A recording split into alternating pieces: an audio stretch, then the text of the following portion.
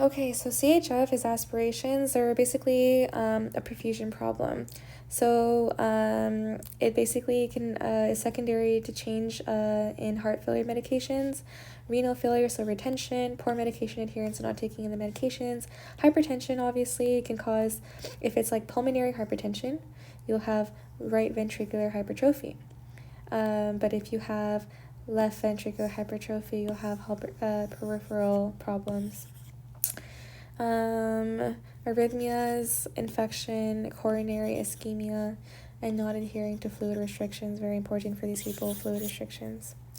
Heart failure is aka CHF. Heart is not getting enough supply enough to meet the body's demands. Supply not meeting demands. Cause low cardiac output, low blood pressure, low urine output, because all the fluid is meant to be out but is staying in. You'll see heart rate being high, fatigue, muscle weakness, confusion, skin pallor. You'll see someone sleepy because heart's compensating, right? Cardiac output is not meeting demands of the body. It's caused by ischemia or valvular diseases. The heart will fail. You'll see the test of an echocardiogram, BNP, and nuclear stress tests used to diagnose heart failure. So no such thing as a Holter monitor for heart failure. Holter monitor is for more so ECGs, I think. So systolic heart failure is basically a pumping problem. So ventricles are not pumping enough. They're both due to your ventricles. Systolic heart failure is when the ventricles are not pumping enough. It needs to eject volume per minute. Diastolic heart failure is when the blood is not filling into the ventricles enough. So it's a filling problem, a pumping problem, both of the ventricles. Blood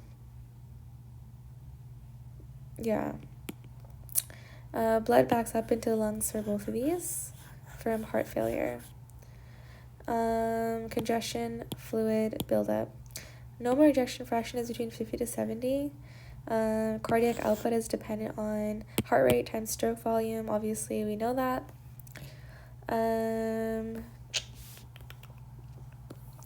Right-sided heart failure is like basically right-sided rest of the body.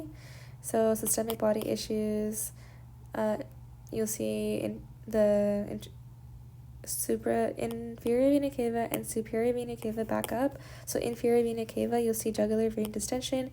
Superior vena cava, you'll see liver being hepatomegaly, basically. Backup of blood into the systemic venous system, you'll see peripheral edema, what we talked about, ascites, so fluid lobe into the peritoneal space because of hepatomegaly. You'll see a right upper quadrant pain for hepatomegaly. Weight gain, obviously right-sided is the body. Splenomegaly because of hepatomegaly, GI discomfort, and JVD. I'm not going to go into too much detail of this.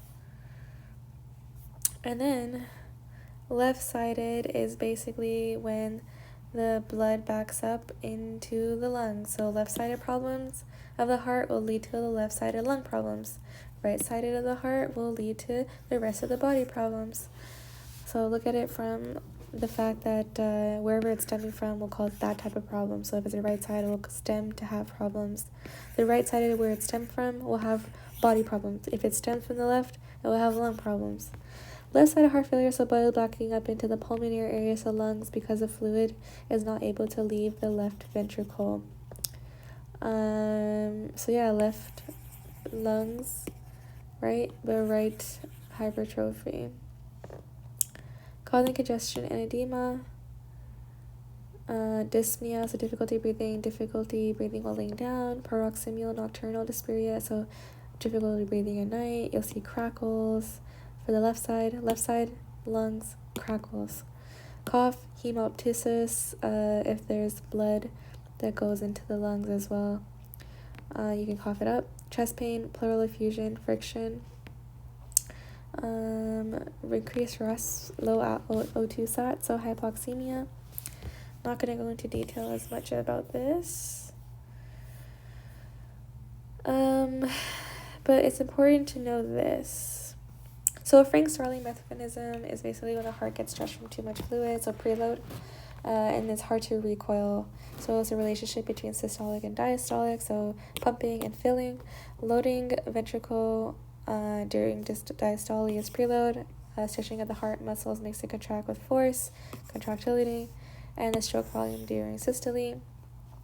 RAS is triggered when there's low perfusion to the kidneys. Very important.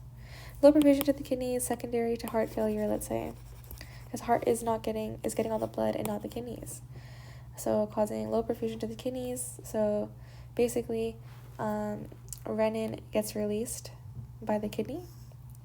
Renin, when it's released, converts angiotensinogen to angio-1 tense, and it passes through the lungs to go to the ACE, which is the angiotensin converting enzymes. You'll see that a lot of meds are given to prevent the conversion of angiotensin 1 to angiotensin 2, so to help block this area. So ACE inhibitors, basically the ramiprils. Angiotensin 2 causes aldosterone to be released from... Angiotensin 2 is a vasoconstrictor, and it causes aldosterone release. Aldosterone release is from the adrenal glands on top of the kidneys. And sodium in water is retained. So aldosterone, sodium, and vasoconstriction, obviously to increase blood pressure. It is a maladaptive response to help perfuse kidneys, because by increasing water retention and increasing vasoconstriction actually worsens CHF. So because the heart is getting up all the blood, kidneys don't think they're getting enough. When kidneys not thinking they're getting enough, they're going to retain more and actually cause more problems for the heart, because there's more preload, more problems, more to cardiac output and stuff. The labs that you'll see for this person, you'll see troponins being high. So troponin is released when the cardiac muscle cells are damaged. So there's any kind of cardiac injury or MI, troponin. And you'll see BNP especially, because BNP releases the stretching. It's a hormone released by the heart ventricles in response to the heart muscle stretching due to increased pressure. BNP is body's natural defense against increased blood pressure and fluid overload by promoting natriuresis. So brain natriuretic peptide actually is when the hormone is released by the ventricles with ANP, but we're not going to get into detail. Defending against increased blood pressure and fluid overload, BNP, by promoting, basically when it sees that there's too much stretch, it tries to tell you to pee. And you'll see a lot of vasodilation of blood vessels, so reducing the workload of the heart and reducing the blood pressure. Good thing to see here is for heart failure, RAS is activated when blood pressure is low to perfuse the kidney. We talked about this. You still need to stop RAS if heart failure or kidney issue with ACE inhibitors, beta blockers, ARBs. So basically a lot of these blood pressure medications to stop RAS. So ACE inhibitors, a beta blocker to work on, let's say, the heart. And then ARBs, angiotensin receptor blockers, any olols, and also sartans. So ARBs. Sartans are ARBs. Prils are ACE inhibitors. Olols are beta blockers. So myocardial dysfunction, when there's an MI causing troponin to be released, ischemic heart disease, hypertension, and others. So when you have low cardiac output from this, systemic blood pressure goes low, baroreceptors are activated, left ventricle, aortic arch, carotid, and the carotid sinus, all of these baroreceptors are activated here. Vasomotor regulatory centers and medulla, sympathetic nervous system activated, releases catecholamines like epinephrine, norepinephrine. Beta blockers act here, basically, and more so, I would believe, here, because they prevent renin release. So usually, beta 1 usually promotes renin release, increases heart rate, increases contractility. But if you're blocking it, you're decreasing renin release, you're decreasing heart rate, you're decreasing contractility to help prevent the workload of the heart to work so hard. So basically, if you have low perfusion to the kidneys, you release the RAS system is activated, renin, angiotensin, tense, aldosterone, system, sodium, and retention. Angio, we talked about this already. You'll see that there's a lot of hypertrophy of the dilation of the ventricle, remodeling basically. If there's a lot of constant filling, constant stretch of one area. Yeah, now let's go to the meds. Just want to mention that left-sided could cause right-sided heart failure, and a right-sided could eventually, cause left-sided as well. Heart failure can lead to arrhythmias, so you might need a pacemaker, a ventricular assisted device, so an LVAD, or a heart transplant. Let me see, anything else? You'll see a lot of edema, jugular vein distension. We talked about this to the right side. Okay, beta blockers, so beta adrenoreceptive antagonists, so metoprolol, all the OLOLs basically. Metoprolol is good because it's beta 1. Carvedilol is good, but it's a beta 2. Beta 2 is apparently works on both the heart and the lungs, so that's a problem sometimes. This causes basically low blood pressure, so lowers blood pressure, but also causes vasodilation, right? So low blood pressure, and also bronchodilation. And it's important to realize, like, if someone has COPD, that can cause a problem. Treats dysrhythmias, treats heart failure, and also unstable angina. For this one, norepinephrine, epinephrine, dopamine are neurotransmitters that are from the SNS. Body has a lot of adrenergic receptors that bind to these, leading to the stimulation of these. So basically, alpha-1 is the liver, intestines, blood vessels of the heart, and the skin.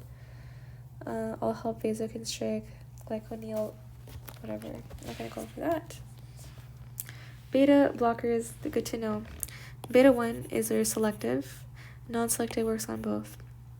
But selective is, beta 1 selective is going to be only working the heart and the kidneys, like I said, increases heart rate, increases contractility and renally. So if it blocks it, you're actually reducing heart rate, reducing contractility, and reducing release. And so sodium excreted, therefore no fluid retention. So very important to not have renin being released, so you don't have sodium retention.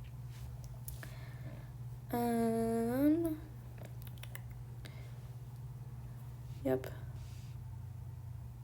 So yeah, beta blockers are used with ACE inhibitors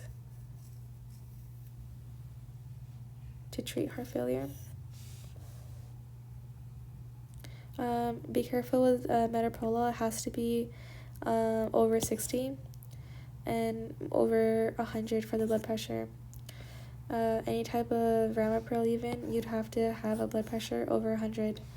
For metoprolol, you have to have a heart rate over 60 and the blood pressure has to be over 100.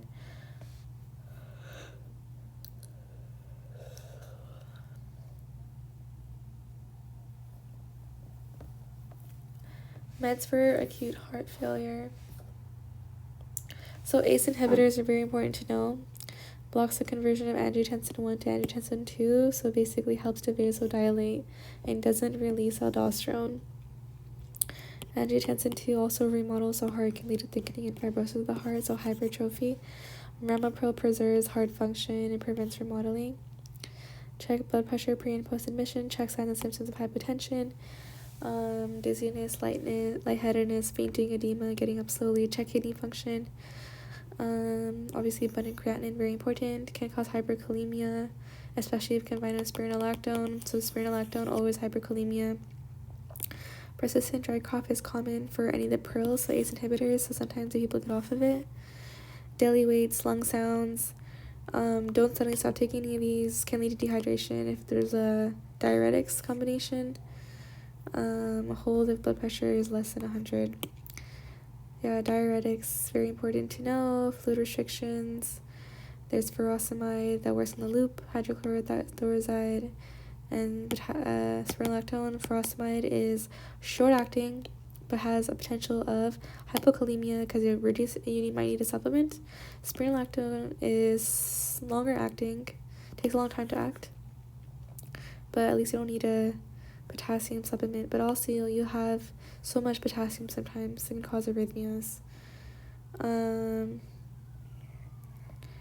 It blocks aldosterone here, spironolactone. Yeah. Hydrochlorothiazide is used for long-term management, but not as strong as Lasix for mild retention or combined with Lasix. Meds specifically for heart failure. Don't give NSAIDs because it retains sodium. Okay.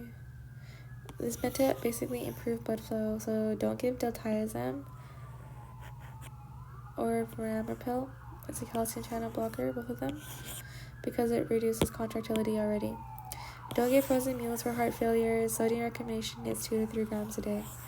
Apparently frozen meals are not good. Not sure why. Ramipril has no effect on heart rate. Ooh, very good to know. But only this SPP has to be more than 100. You'll see ACE inhibitors. It basically inhibits RAS. The conversion of angiotensin 1 to angiotensin 2, basically. Only thing it's a cause side effect. Lowers angiotensin 2 and aldosterone equals vasodilation. Attempt to reverse hypokalemia. Hypo from furosemide, I guess. Metoprolol needs heart rate to be more than 60 at least. It's a beta blocker. Heart rate and contractility gets lowered, and release gets lowered. Relaxes smooth muscle, blocks SNS activity because SNS increases heart rate, lowers blood pressure. So SNS usually increases blood pressure, so this one is the opposite. Both dilate blood vessels and work on the kidney. Beta blockers are prescribed with ACE inhibitors or ARBs to treat heart failure. Counteracts the SNS and RAS, therefore lower preload, lower afterload. So less stretching and less resistance to push against. Candesartan, and obviously edema causes increase in afterload. Candesartan is an ARB, a sartan ARB, angiotensin receptor blocker. Only give a patient is not able to tolerate ACE inhibitors, so ARBs are given if ramipril is not working. Sartans are given if ramipril is not working. Don't give it to dialysis patients. Ooh, metoprolol, not give it to dialysis patients. Check for good kidney function. Check creatinine, GFR, and lights can cause. So metformin and metoprolol not great for dialysis patients. Can cause fluid overload and more edema, blood pressure if it's hypotensive, and increased heart rate, increases low bradycardia. So a lot of things for that. Furosemide can cause dehydration, electrolyte imbalance, hypokalemia specifically. It's a faster onset for diuresis. We talked about this already. You can monitor renal function electrolytes for both of these, and a loop diuretic. Thiazide diuretics are slower onset, high palatable, but long-term use. Risk of hypokalemia and hyponatremia for both. For this one, lowers fluid buildup in body, prevents hypertension from worsening heart failure. Hypertension worsens heart failure. Remember that. Spironolactone, potassium sparing. Perfusion. Blood flow through the arteries and capillaries, delivers oxygen, nutrients to cells, and removes waste products. Measures how well tissues are being fed. Basically, hypertension can cause heart failure if it's too much. Basically, it can exacerbate it. Enemize heart failure can bring on arrhythmias. Central is obviously just to around the heart and the lungs. So cardiac output is a number of mils per minute heart pumps out, so heart rate times stroke volume. Blood volume is how much blood in the chamber to be ejected into the aorta, shows how well heart is being fed. Blood pressure tells how heart is being fed. Oxygen and nutrient delivery to the heart via coronary arteries. Tissue is blood vessel diameter and patency, how well blood is flowing, affects the tissue. Perfusion has to be optimal, impaired, or none. So optimal, obviously best, impaired, So you'll see the duration, acute or chronic. Acute resolves type, central, or tissue. Peripheral. Degree is ischemia, a little block, infarction, a complete block. Localized effects, one part of the body affected. Hypoxic injury and cell death. Low blood vessel and low perfusion below it. Systemic effects, major organs affected, shock, multiple organ failure, heart affected, then all organs affected. Managed by a healthy body weight, diet, exercise, and smoking, no smoking. Screening, blood pressure, cholesterol, genetics. Pharmacotherapy, surgery, CABG, PCI, and basically a catheter, I think. Valve replacement, pacemaker. Patient history, assess for risk factors, symptoms, pain, dyspnea, dizziness, syncope, vitals, heart rate, blood pressure, respiratory rate, SpO2, level of consciousness, is brain being perfused, perfusion assessment, so CWMS, rhythm, pulses, cap refill, urine output, weight gain, edema, weight loss, and skin turgor for urine retention. Labs looking for blood, urea, nitrogen, specifically BNP, I believe, and troponin. Very important for this person's. Yeah, troponin and BNP. Troponin, lights, cholesterol, ECG, test for arrhythmias, stress test, imaging, angiogram, echo of the heart, ejection fraction. You'll see the left ventricle usually. And that's more of like a ejection thing, not a diastolic thing.